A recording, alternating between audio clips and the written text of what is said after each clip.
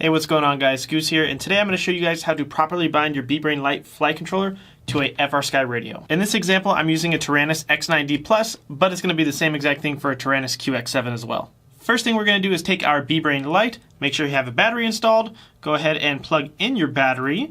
Once it's plugged in and turned on, we're going to hit this bind button on the back of the board, press and hold that for once. After we let go, you'll see this LED on the right side of the board has just turned solid, meaning it is in bind mode. Grab your radio and turn it on. Welcome to OpenTX. Go ahead and hit menu, warning. hit page. You can push up to get to the bottom quickly, and then scroll up and make sure you are on D8 for the mode. Scroll back down to bind, and I'm going to bring the BeeBrain Lite over here so you guys can see. But this light is solid right now. Once I hit bind, you'll see the light will start blinking once it is bound. Okay, our light is blinking, meaning it is bound. We can exit out of there, and now the bind is complete, and you will see our telemetry right there. I'm going to move the BeeBrain over here, and I'm going to arm it real quick.